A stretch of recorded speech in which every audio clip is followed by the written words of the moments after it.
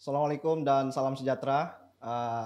Selamat datang Okey. Datuk Teknologis Mustafa bin Sakmut, Timbalan Menteri Pendidikan Malaysia, sudi hadir ke studio kita pada hari ini. Ya. Apa kabar Datuk? Baik, alhamdulillah. Alhamdulillah. Rasanya sudah lama tuh kita tidak berjumpa tuh. Saya Ya, kira-kira hampir 6 tahun baru kita 6 dapat tahun lah jumpa ya. sekali. Alhamdulillah. So, tuh Ah, apa kabar sekarang, perkembangan sehat ya tuh? Alhamdulillah setakat ini under control. Memang banyak isu tapi ialah kita kena hadapilah. Alhamdulillah setakat ini di Sepanggar di kementerian uh, under control dan kita cuba yang terbaik lah untuk menyelesaikan isu-isu yang timbul lah. Baik, izinkan saya untuk menzahirkan rasa penghargaan kita Ya, lah. Saya bagi pihak studio mengucapkan terima kasih ya, kepada Datuk sebab hadir dan sudi meluangkan masa. ya, Walaupun masa Datuk hmm, sangat padat dengan ya, jadwal kementerian mana lagi di kawasan, tapi ya, sudi hadir untuk ya, bersama-sama alhamdulillah. kita pada hari ini. Ya, So, hari ini kita punya sesi podcast adalah tajuk dia adalah merakyatkan pendidikan STEM dan juga TVET. So, hari ini kita bawakan kita punya figura daripada Sabah yang mewakili kita yaitu Datuk Mustafa Sakmut dan kita akan bicarakan soal pendidikan STEM dan juga TVET itu sendiri. Dan izinkan saya untuk berkongsi lah dengan Datuk dan juga kita punya audiens yang mana kalau kita lihat dari segi kesenjangan capaian pendidikan bandar dan luar bandar dan juga kecenderungan pelajar dalam pendidikan STEM ini dilihat ada perubahan yang sangat ketara daripada segi angka dan juga faktanya itu. Dan kalau saya boleh kongsi, kalau kita lihat perkembangan positif grade purata negeri pada tahun 2024 sijil pelajaran SPM ada peningkatan daripada 5.00 dari yang berbanding tahun sebelumnya ada 5.09. So itu adalah satu kita lihat peningkatan yang positif. Dilihat juga kalau kita lihat menurut kenyataan daripada Menteri Sains, Inovasi dan Teknologi Negeri Sabah, menurut kenyataan Datuk Arifin yang menyatakan bahawa kecenderungan pelajar SPM, pelajar-pelajar kita di Negeri Sabah ni menunjukkan peningkatan sebanyak 51.4% dari segi minat mereka untuk dalam bidang-bidang STEM ini. Jadi sebagai pembukaan untuk kita punya sesi podcast pada hari ini, bagaimana kita ingin meminimumkan jurang dari segi kesenjangan di bandar dan luar bandar dalam aspek pendidikan ini, Datuk. Boleh kongsikan tuh. Okey, terima kasih Saudara Jibian dan juga tim yang telah menjemput saya ke sesi podcast ini dan kita sedang membicarakan tajuk yang memang amat penting untuk masa depan generasi di Sabah ini dan juga negeri ini sendiri.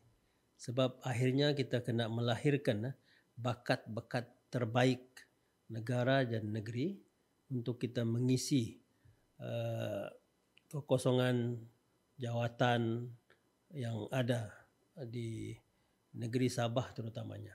Dari sudut pendidikan, alhamdulillah kita ucapkan tahniah kepada Kementerian Pendidikan Malaysia, Jabatan Pendidikan Negeri Sabah yang telah dapat meningkatkan prestasi dari segi pencapaian akademik anak-anak kita yang berada di Sabah. Ini satu perkara yang amat menggembirakan.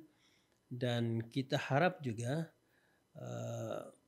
dari segi statistik STEM terutamanya enrollment pelajar-pelajar STEM untuk tahun ini akan juga meningkat sebab statistik yang kita ada sebelum ini yang selalu saya sebut di mana-mana pun negeri Sabah ini enrollment STEM kita ke universiti dan juga institut TVET 12.6%. Okey. Purata nasional 22%. Tapi jiran kita Sarawak 33%. Maknanya daripada 100 orang pelajar hanya 13 orang sajalah yang masuk dalam bidang STEM berbanding dengan negeri-negeri yang lain. So kita agak terbawah dari sudut itu. Jadi kalau ada peningkatan pada tahun ini dari pencapaian SPM ini, jadi saya rasakan akan ada juga lah peningkatan. Tetapi kita mau supaya kita dapat melepasi purata nasional dan juga kita dapat uh, meningkatkan lagi lah supaya kita boleh menjadi antara yang terbaik di negara ini. Jadi itu yang penting. Jadi memang di negeri Sabah ini kalau dari sudut pencapaian akademik, memang kesenjangan antara luar bandar dan bandar itu memang agak ketara. Memang agak ketara. Tetapi saya sebenarnya tidak berapa risau yang itu. Sebab pengalaman saya dalam pendidikan generasi sejak daripada awal pun, dari segi kualiti yang dapat mungkin 3A, 2 kalau dulu lah kan, dari segi pencapaian dulu kita ingat UPSR atau sekarang ni SPM lah, SPM. Mungkin dia di luar bandar ini dia rendah sikit. Dan di bandar ini dia agak tinggi. Mungkin di bandar ini dia dapat 11A. Luar bandar ini mungkin 6, 7A. Tapi saya tidak berapa risau sebab saya amat yakin dengan pengalaman saya, yang luar bandar 6A ini bila dia masuk universiti, resilience dia. Dia punya kekuatan keazaman dia tu kadang-kadang lebih baik daripada yang 11A ni. Sebab kadang-kadang 11A di bandar ini, dia kenapa dia dapat 11A? Sebab dengan tuitionnya, dengan kemudahan yang ada. Jadi ada elemen yang mempermudahkan. Berbanding dengan 6A yang daripada luar bandar. Yang terpaksa mencari sendiri. Berusaha sendiri. Itu keyakinan dia lebih baik. Dan pengalaman saya apabila mereka masuk dalam universiti ataupun di institusi-institusi lain, yang ini akan bertahan dan kadang-kadang mereka lebih baik lagi dari segi pencapaian apabila mereka berada di institusi masing-masing. Itu sebenarnya perbezaan. Jadi memang ada kesenjangan, tapi saya mau bagi keyakinan kepada terutama yang anak-anak yang berada di luar bandar, jangan risaulah. Sebab saya sendiri pada luar bandar, saya tahu itu. Saya tahu dulu pencapaian saya macam mana. Saya datang daripada golongan yang kita panggil galus ini. Tetapi apabila kita ada kesedaran itu, keyakinan itu, we can go further. Saya can go further. Sebab saya mengalaminya sendiri. Sebab bila saya tidak dapat capai apa yang saya buat, saya tanam keyakinan bahawa saya akan lebih baik daripada itu. Alhamdulillah. Inilah hasilnya. Anak kampung yang dulunya result yang agak-agak saja, akhirnya alhamdulillah jadi Timbalan Menteri Pendidikan Tinggi, mengurus semua yang sama ada krim student, yang medium ataupun apa. Jadi saya amat yakin walaupun ada kesenjangan itu, saya amat yakin anak-anak kita ini, terutama luar bandar, akan dapat berjaya lebih baik kadang-kadang daripada yang di bandar. Baik Tok, terima kasih Tok atas pencerahannya berkenaan tentang kesenjangan antara pendidikan luar bandar dan juga bandar Tok.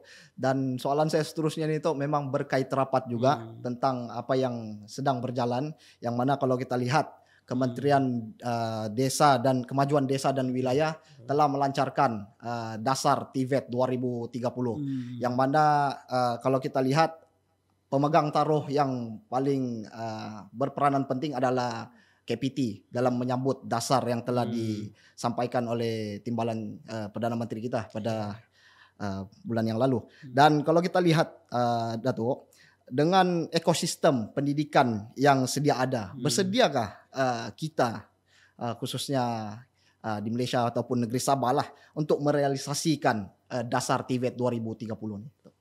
Ya, saya sebenarnya sudah berusaha ke arah itu sejak saya menjadi Timbalan Menteri Kementerian Sumber Manusia Kesuma. Memang pada masa itu kita diminta untuk menjadi sekretariat kepada Majlis TVET Negara.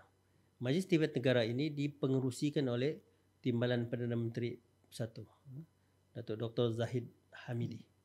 Itu pengerusi Majlis TVET Negara. Dan masa itu kami di Kementerian Sumber Manusia sebagai sekretariat yang mengurus 13 kementerian yang uh, juga melaksanakan uh, institusi TVET masing-masing. Dan selepas itu apabila saya berada di Kementerian Pendidikan Tinggi, usaha yang sama juga saya diminta oleh Yang Berhormat Menteri untuk fokus betul-betul dalam agenda TVET ini. Dan untuk makluman sebenarnya kita antara pengeluar graduan TVET yang terbesar. Sebab politeknik kita sebanyak 36 politeknik yang ada sekarang ni melahirkan lebih kurang 400,000 graduan setiap tahun. Yang lain tu sikit-sikit je. Sikit-sikit. Tapi kita sebenarnya the main shareholder. Tapi kita ialah kita sebenarnya kita banyak fokus kepada yang kita panggil high TVET. High TVET. Sebab kita yang TVET yang lain ni dia lebih kepada sijil. SKM 1, 2, 3 gitu kan. Tetapi kalau kita bercakap tentang politeknik, kita bermula dengan ada juga sijil tapi diploma.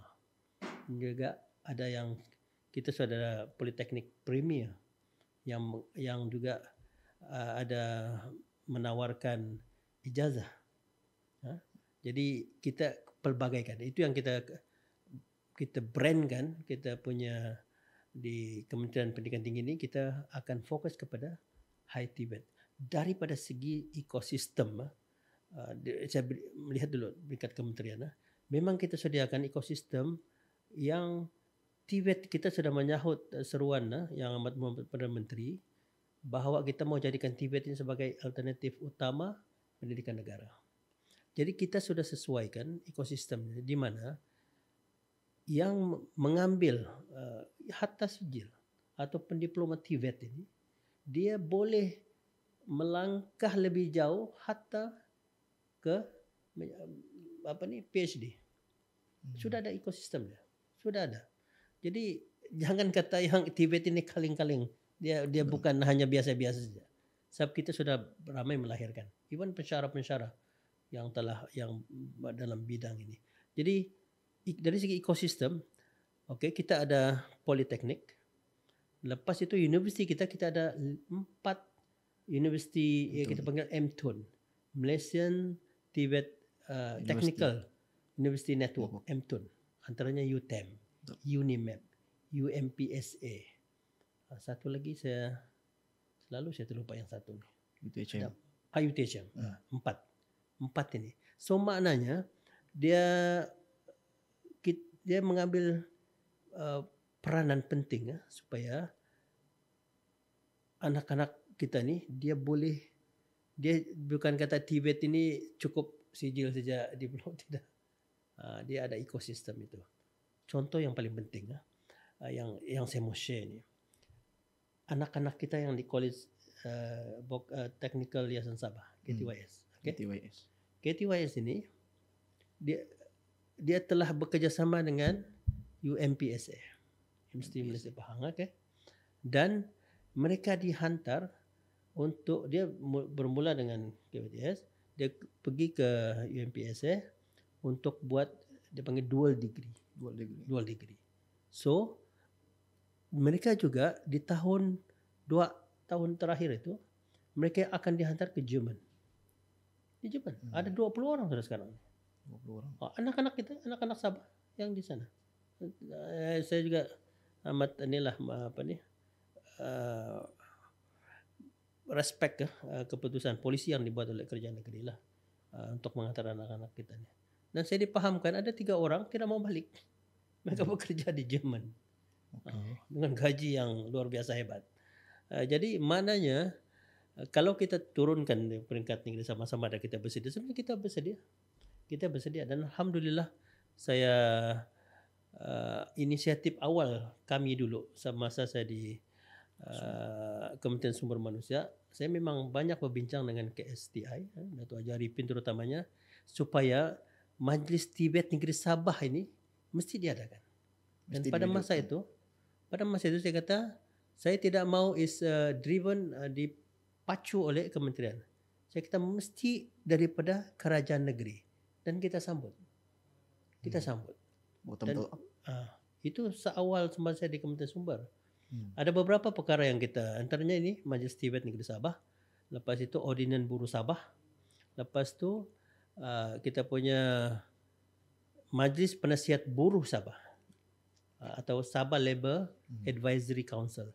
Alhamdulillah, ketiga-tiga ini yang paling akhir yang saya dengar, yang Majlis TVET Negeri Sabah ini sudah dilancarkan. Betul. Baru-baru ini. Jadi alhamdulillah. Maknanya perancangan awal bila saya berada di peringkat persekutuan ini banyak juga telah digerakkan oleh kerajaan negeri sendiri, dan ini sebenarnya penting.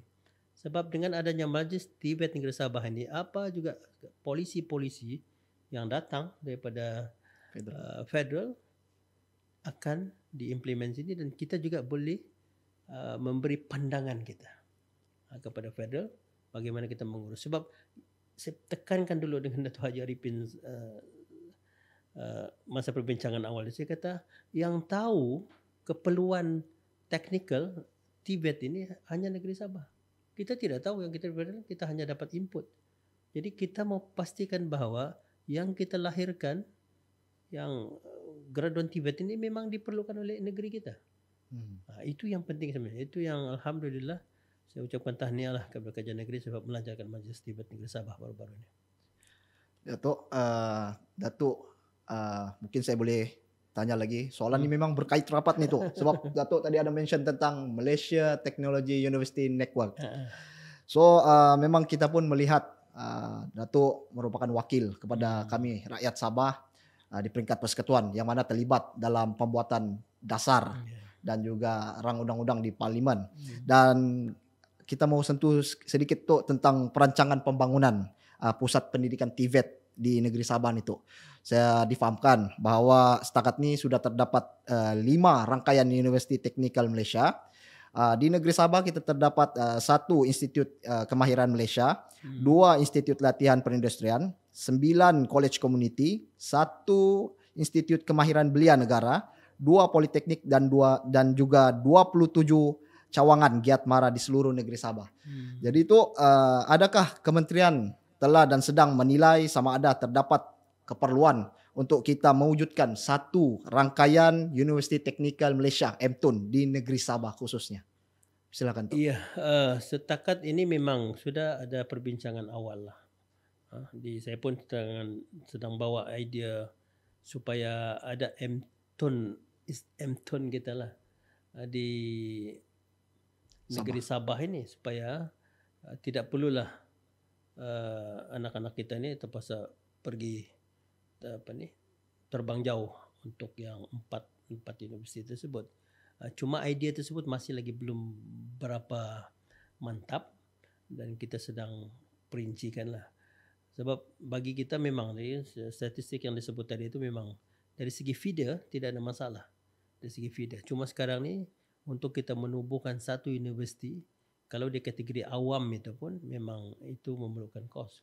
Kecuali mungkin kita convert lah. Paling mudahnya UMS itu kita jadikan sebagai MTUN di Sabah. Itu akan banyak memudahkan. Tapi dari segi persediaan fakultinya dan juga pensyarah-pensyarahnya, yang itu pun perlu difikirkan lah. Jadi itu memerlukan sedikit masalah. Tapi sedikit perkembangan lah untuk kemakluman semua. Yang di peringkat kementerian lah, baru-baru ini kita telah menyerahkan kunci bangunan College Community yang terbaru di Sabah ini, iaitu College Community Papar. Yang ini memang kita sedang rancang untuk dia menawarkan kursus-kursus berkaitan IT, dan insyaAllah kita akan kaitkan dengan AI selepas inilah. Semuanya College Community Papar itu akan fokus kepada kursus-kursus yang berkaitan dengan IT dan digitalisasi yang itu. Dan sekarang ini juga kita ingin menambah satu lagi politeknik di negeri Sabah ini. Seperti ini perancangan lama dan sudah dilancarkan pun. Idea awalnya oleh Datuk Rahman Dahlan semasa beliau menjadi MP Kota Belud, dan sudah pun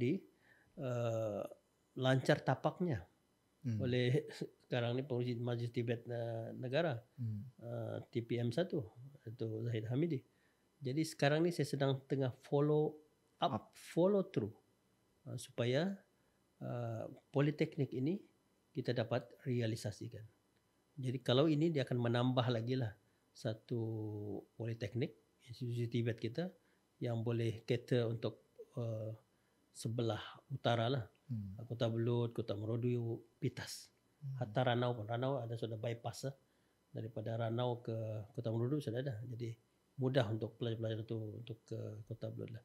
Yang ini sedang saya cuba usahakan sedaya mungkin lah supaya dapat direalisasikan. Dan satu lagi juga yang kami sedang timbulkan sekarang ni, di mana di Sabah ini kita college community kita terutamanya kita tidak boleh samakan dengan di negeri-negeri lain.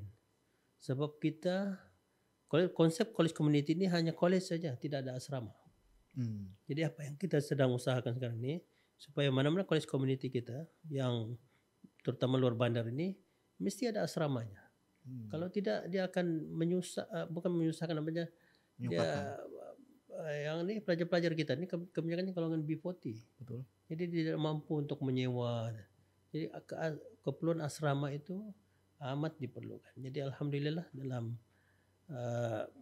antara perbincangan kita dengan yang membuat menteri pun dan ucapan beliau semasa melancarkan menerima kunci College Community Papar itu, beliau bagi komitmen supaya perancangan College Community di Sabah ini mesti disertakan dengan asrama. Jadi daripada sudut polisi, sebenarnya polisi daripada federal itu memang secara direct kita laksanakan di Sabah. Dan itu jugalah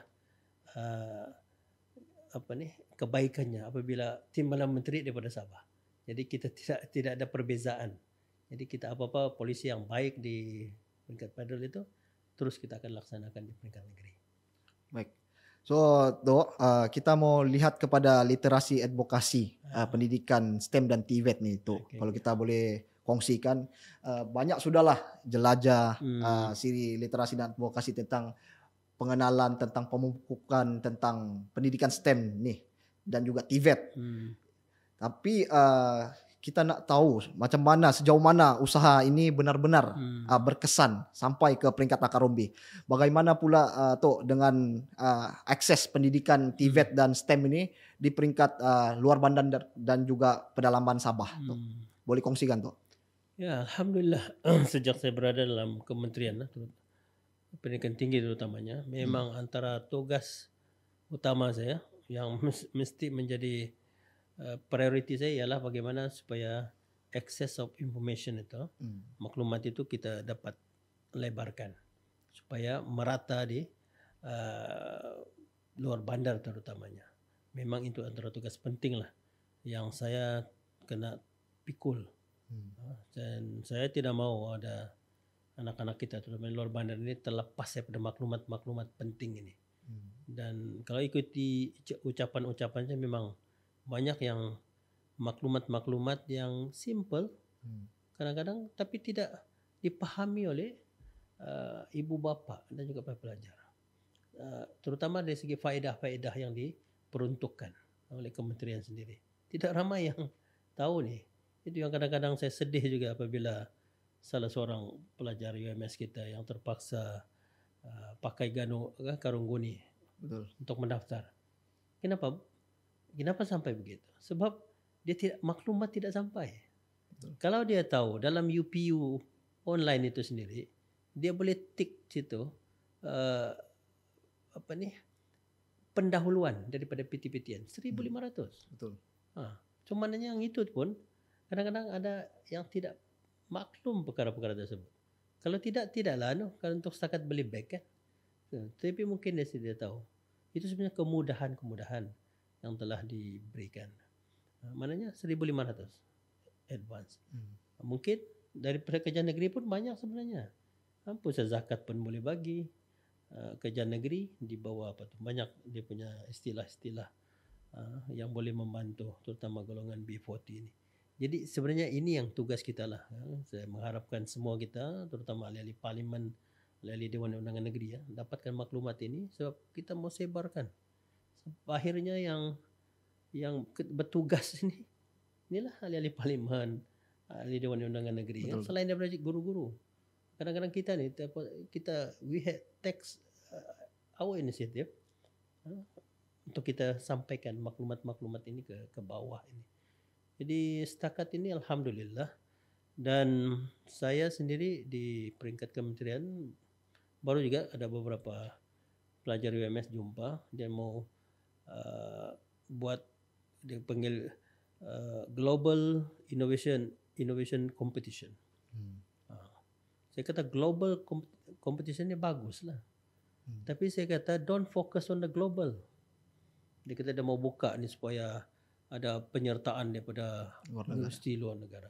That is good saya kata. Tapi jangan lupa saya kata yang ni lokal ni macam mana. Sekolah menengah libatkan. Sekolah rendah libatkan. Create lah competition yang mudah-mudah ni. Dan bila mereka datang, mereka akan melihat juga pertandingan di kalangan universiti lokal. Lepas tu dia akan lihat lagi pertandingan yang agak on the global stage. Jadi ini pendedahan. Jadi saya kata bukan cerita yang global itu memang sudah berada di atas. Betul. Kita bawa mereka untuk kita buat benchmarking. Bukan kita hanya meraihkan yang global itu. Saya kata saya tidak mau spend duit saya ni, parlimen terutamanya, untuk meraihkan yang global ini. Sebab saya mau yang kita raihkan yang ni anak-anak kita ini. To create the awareness, STEM awareness, supaya akhirnya nanti dia dapat buka mata dia minat, lepas itu dia dapat mengambil jurusan-jurusan yang berkaitan dengan STEM ini. Jadi itu sebenarnya usaha yang kita coba buat. Selain daripada itu, di peringkat kementerian pun kita sudah ada jawatan kuasa khas. 3 kementerian. Satu Kementerian Pendidikan Tinggi, satu Kementerian Pendidikan Malaysia, dan juga Kementerian Sains dan Teknologi, MOSTI. 3 ini memang kita di peringkat menteri kita sudah berbincang, menteri untuk kita selaraskan supaya bagaimana sebenarnya kita mau menyemarakkan lagi supaya STEM ini diminati. Sebab kita kena faham universiti ini dia receiver, kita menerima masuk. Kita kena selesaikan root cause dia. Dia punya akarnya di sekolah. So KPM kena ambil peranan. Bagaimana dia supaya dia ada pastikan bahawa anak-anak ini nanti akan masuk dalam aliran STEM. Ini kalau tidak ada STEM A, STEM B, STEM C, itu yang kami kata kena selaraskan. Sebab kadang-kadang di universiti ini, khusus ini, kadang-kadang bila tidak ada matematik tambahan, tidak dapat. Jadi pilihan-pilihan itu mesti ada dia punya, terutama yang melibatkan critical subject ini. Kena sesuaikan. Kalau tidak, nanti anak-anak kita ni dia frust. Dia tidak masuk sebab dia ada sains matematik tambahan. Jadi perkara begini, minat untuk matematik tambahan itu pun kena diperluaskan di peringkat sekolah ini. Kadang-kadang saya sebutlah, kadang-kadang saya kata akhirnya saya kata kita kena back macam kami dulu lah itu zaman saya. Mana ada pilihan? Betul. Mana ada pilihan STEM A, STEM. Masuklah kelas sains. Tunggang langganglah belajar toge kita panggil kan, mau integrate. Kadang-kadang sampai begitu. Kadang-kadang kita ni, iyalah saya tidak mau blame ibu bapa lah, tapi kita kena ambil tanggungjawab lah sebagai ibu bapa untuk, bukan kita kena membawa paksa anak, tapi jangan terlalu lenient sehingga akhirnya nanti menjejaskan masa depan anak-anak kita. Saya kadang-kadang nampak ada potensi kita ni, cuma mungkin kita terlalu tidak menekankan. Tidak apalah nak mana yang mudah.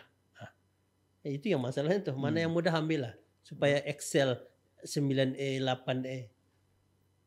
Tetapi yang critical subject memang dong, tapi mungkin kita ni tidak mau menyusahkan anak-anak kita. I think dalam satu tahap dari segi tradisi pendidikan, somehow kita kena paksa. Coba kajilah bagaimana kita punya intellectual sohor, ulama-ulama besar kita dulu. Bagaimana tengok dia punya trend itu. Di bawah 10 tahun mesti hafal Al-Quran. Ingat mudahkah hafal Al-Quran kalau tidak dipaksa? Betul. 10 tahun. Lepas itu, itu yang mereka hebat. Kajilah Al-Farabi, Al-Ghazali, semua itu tengok dari sejarah pendidikan awal, tradisi pendidikan mereka. Semuanya bermula dengan hafaz Al-Quran. Bukan mudah suruh, bukan maknanya kita mau menekankan itu. Maksud saya itu, anak-anak kita ini mau tidak mau kita kena, bila kita mau menjadikan mereka manusia yang berguna di masa hadapan, elemen memaksa itu kena ada juga. Kena ada juga. Tidak boleh biarkan. Sebab ini masa depan mereka. Betul. Kita sebagai ibu bapa, kita kena pastikan anak kita ini akan berjaya. Dan kita kena menyokong polisi negara. Bagaimana kita melahirkan bakat-bakat terbaik negara kalau kita biarkan mereka memilih laluan mereka sendiri. Ini kita ada pelabur yang amat muhammad Perdana Menteri. Round satu dunia mencari pelabur-pelabur. Jadi hendakkan kita akan nanti bila pelabur datang, terpaksa dia bawa dia punya talent dia daripada ataupun talent daripada luar yang datang ke tempat kita. Anak-anak kita macam mana? Betul. Jadi dijadikan pula isu politik, tidak menidakkan graduan lokal. Jadi ini yang saya kata, kita kena terlibat sama secara direct untuk melahirkan bakat-bakat terbaik di negeri dan negara ini. Tidak ada pilihan lain. Itu saja saya punya pesananlah kepada ibu bapa. Baik Tok. Kita teruskan lagi Tok dengan mungkin soalan yang mungkin agak sensitif dan juga panas lah. So saya ini suka tanya soalan-soalan panas. Dipersilakan lo Tok minum dulu sekejap sementara kita sebelum panas tuh kita kasih sejuk dulu. Brainstorm kita punya soalan panas nih Tok. Baik Tok, berkenan tentang sebab Datuk merupakan timbalan Menteri Pendidikan Malaysia dan juga merupakan ahli Parlimen P171 Sepanggar. So sudah tentu isu UMS ni dekat di hati Datuk. So tu berkenaan tentang isu air. So kita pun sudah mendengar kronologi dan juga PMX sudah umum 3 juta untuk selesaikan masalah air, tapi sampai sekarang pun belum selesai tu. So bagi Datuk sebagai seorang pemegang taruh di Parlimen Sepanggar dan juga di peringkat KPT, sampai bila masalah ini berlarutan dan apa solusi yang tuntas untuk kita selesaikan masalah ini daripada berlarutan? Silakan, terima kasih Saudara Ziban. Isu air ini memang terlalu dekat di hati saya lah. Sebagai ahli parlimen, sekarang ni timbalan Menteri Pendidikan Tinggi yang jaga UMS terutamanya, memang ini antara yang menjadi bebanan pemikiran saya setiap hari lah. Sebab saya menerima input direct daripada pelajar-pelajar. Saya memang buka ruang untuk pelajar komplain direct dengan saya. Jadi maknanya isu ni masih lagi berlarutan, tidak selesai. Tahun pertama saya menjadi ahli parlimen, memang saya sudah sedaya upaya untuk cari apa sebenarnya dia punya masalah sebenar isu air ini. Jadi bila kita berkajian, saya sebagai seorang jurutera, of course saya akan menilai sesuatu itu dari segi teknikalnya. Persepsi itu satu lain, politik itu satu lain. Tapi saya sebagai orang teknikal, orang jurutera, saya mau tahu sebenarnya apa masalah yang berlaku ini. Kita bercakap tentang UMS. Kita ada Telibung 1. Telibung 1 ini sudah ada piping system. Nah, ini yang kita gunakan sekarang ini. Piping system dia. Telibung 1 piping system dia sampai ke UMS. Dan kita pun tahu laluan pipe utama UMS ini melalui setinggan area. Sepanjang tu. Yang tu memang. Dan itu sebenarnya yang menyebabkan tekanannya menjadi UMS ni pula di hujung. Di hujung. Jadi ini yang sebenarnya banyak kecurian yang berlaku, air tenaganya itu satu. Jadi itu dari segi bekalan lah. Okey, yang itu sebenarnya telibung satu itu tidak mencukupi Hmm. dan itu yang dia terpaksa dicatu. Itu. Satu tuh. So itu yang kita lihat di Sepanggar ini terutamanya ada kawasan-kawasan tertentu jam-jam ini ada air, yang ini tidak ada. Itu proses catuan itu berlaku. Dan dia yang bila satu piping system saja, itu yang bila berlaku kerosakan, situlah sakitnya tuh. Sakitnya sampai di sini tuh. Kerosakan saja berminggu-minggu lah dia punya ni. Dan untuk UMS sendiri ya, UMS sendiri ini keperluan dia 5 juta liter sehari Sehari. untuk 20,000 Student. student dan juga yang semualah yang berada di kawasan UMS itu. So dia kena perlu 5 juta liter sehari. Jadi bila bekalan tidak konsisten daripada jabatan air, kadang-kadang kita tengok meter itu kita, the first thing saya pergi tangki besar. So Reservian pun tahu tangki besar itu tengok tu. Yang dikatakan rosak. Itu tapi itu memang di bawah 2. Di bawah paras. Di bawah paras. Yang sepatutnya. Dan kita kena tahu juga yang tangki besar itu bukan hanya untuk UMS. Tangki besar itu juga diperlukan oleh Kingfisher, hospital, sekitar itu. Dan kita tidak boleh, dari segi teknikalnya, air semua itu tidak boleh dikontrol oleh UMS. Itu tangki jabatan air yang berada dalam UMS. Jadi kita ada lagi satu tangki yang kadang-kadang kita pump. Itu juga dikatakan pump itu rosak. Betul lah, pump itu baru rosak, baru seminggu bah. Yang selama-selama ini, saya pun tahu, Sudan bagi tahu memang tidak ada air. Sebelum pump itu rosak pun. Jadi kita mau pump semua isi itu untuk ke UMS tangki kita pun tidak boleh. Sebab kita akan menjejaskan sumber air yang di luar UMS, yang sekitar, yang juga menjadi pengguna kepada tangki tersebut. Jadi ini dia punya kompleksiti ini. Okey, apa solusinya? Apabila pelajar luahkan kepada Yang Amat Berhormat Perdana Menteri masa sesi temu Anwar di UMS, Perdana Menteri luluskan 3 juta. Okey? Ada tambahan itu. 3 juta. Itu daripada PM Office 3 juta. Jadi pihak pembangunan kita ada satu kita punya air tube well yang kita sudah buat sebelum itu. Sebelum announcement itu sudah ada. UMS sendiri dan itu sebenarnya menjadi model kita. Jadi kita tambah lagi untuk sampai jadi 9 sekarang ni. Telaga tube. Sebab kita tambah lagi daripada 3 juta daripada PM Office, tambah lagi 2 juta peruntukan dalaman kementerian. So menjadikan 5 juta. 5 juta. Yang itu tuh kenapa kita tambah? Sebab untuk kita tube well ini kita gali, kita buat tube, tarik airnya. Kami ingat, pembangunan ingat, yang ini boleh masuk tangki jabatan air. Rupanya tidak boleh. Tidak boleh campur elemen bekalan air daripada luar masuk ke tangki jabatan air.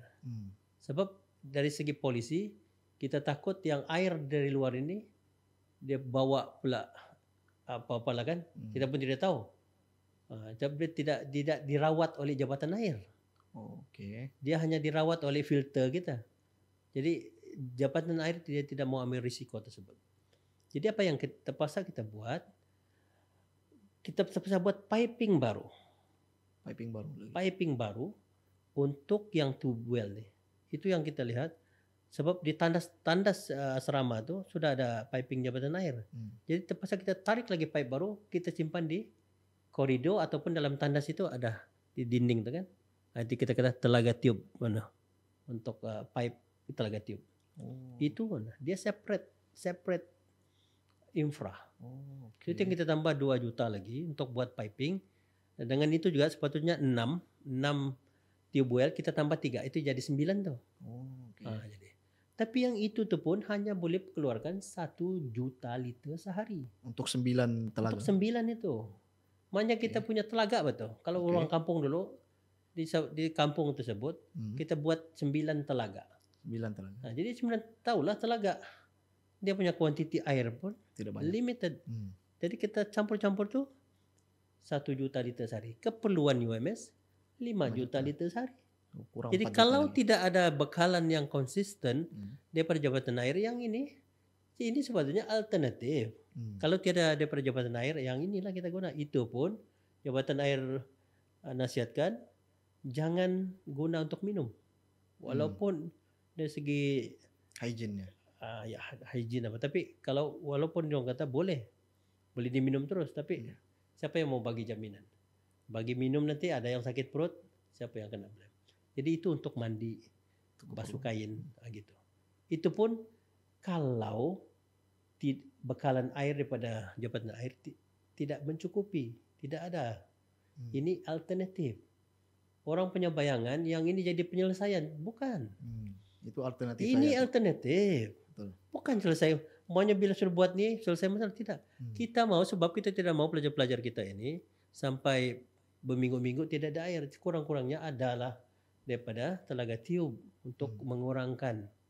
Dan itu pun kita sampai buat, kalau ada tingkat seberapa tingkat di asrama tu? Ada 4. 4 tingkat kan. Nah, jadi pipe-pipe-nya pun di koridor. Jadi tidak perlulah anak-anak kita ni, pelajar-pelajar kita turun bawah, angkat baldi sampai naik atas. Kurang-kurangnya ada di dinding-dinding koridor tu. Itu konsepnya. Alternatif. Bukan menyelesaikan masalah. Jadi the real problem adalah masih dengan jabatan air. Dan Telibung 1 itu isu Telibung 1. Dia kata Telibung 2 siap sudah. Telibung 2 siap sudah. Saya kata sekarang sudah siap. Ini tahun pertama nih saya dengan jabatan air. Telibung 2 siap. Kenapa lagi tidak selesai masalah nih? Alah bos, dia kata. Yang ini nih dia punya logi siap. Tapi piping dia sangkut. Kenapa sangkut? Dia kata sebab masa bila buat Pen Borneo itu, entah macam mana, jajaran Pen Borneo itu tidak ambil kira utility koridor. Sebab bila kita bina jalan raya, ada dia punya koridor tu untuk telekom, electricity, SSB, air. Saya tahu ni, sebab saya dulu memang di Telekom dulu, saya adalah sebahagian daripada project team daripada Telekom, selalu bermesyuarat dengan pihak JKR kalau ada pembesaran jalan. Awal-awal memang saya terlibat dalam pembesaran jalan Sepanggar ini. Sebab kalau pembesaran jalan, semua utility ini terpaksa dipindah. Bila dipindah, memang ada koridor disediakan untuk utility, kabel, fiber optik apa semua tu. Situ. Jadi yang ini nih, entah macam mana perancangannya. Jadi yang kalau pergi jalan sekarang ni, jalan pergi Toran tu, tengok ada pipe-pipe besar tu. Belum lagi dapat dipasang. Saya kata, kalau begitu bolehkah dapat Telibung 2 atau pergi pipe yang lama? Tidak boleh bos. Kalau kita ni tekanan tinggi, memecah kita punya ni. Kita punya pipe ni pipe lama. Jadi kalau tekanan tinggi pecah. Iya kan saya kata. Jadi terpaksa ni tunggu ni. Jadi bila siap, tunggu dulu Pen Borneo. Itu sebenarnya yang berlaku. Saya kalau ini masalah telekom dulu, tiada talian telefon di sebelah lah gitu kan. Satu-satu kampung. Kita boleh tarik kabel. Atas overhead kita panggil, overhead kabel. Ataupun kita boleh di underground. Gitu, underground. Lepas tu tak boleh lintas jalan. Tidak apa, kita ada HDD. Kita buat drilling, tembus ke bawah tanpa mengganggu jalan raya. Worst case tidak ada. Kita guna microwave macam handphone kita lah. Microwave tembus juga. Air macam mana mau buat? Air ni very conventional teknologi, itu je teknologi yang ada. Tidak ada teknologi lain. Jadi macam mana kita mau selesaikan? Jadi terpaksa ikut sequence lah. Secara teknikal. Itu yang saya kata, puas pikir juga nih bila melibatkan teknikal ini. Tapi gambaran di luar ini seolah-olah kita tidak buat apa-apa. I think ialah orang mainkan isu itu. Tapi kita sudah buat yang bukan kata terbaik lah, maknanya kita sudah cari solusinya. Tapi masih juga bila tidak konsisten bekalan air daripada jabatan air ini dan tidak siap lagi the second piping system, itu yang menyebabkan kita buat catuan-catuan begini. Kena terpaksa bersabar. Saya sebagai ahli parlimen, ahli politik, terpaksa terima semua ni. Saya tidak juga tapi bila sudah tidak boleh buat dari segi teknikal, saya stuck. Saya betul-betul stuck. Itu yang saya tengah fikir macam mana. Yang kau tahu, sebab ada yang fikir mau buat lagi satu tunggu di tenom apa semua kan, empangan baru. Iyalah saya kata empangan tu it takes time. Saya kata tak dapat saya tak boleh tunggu yang itu. I want sekarang ni solution.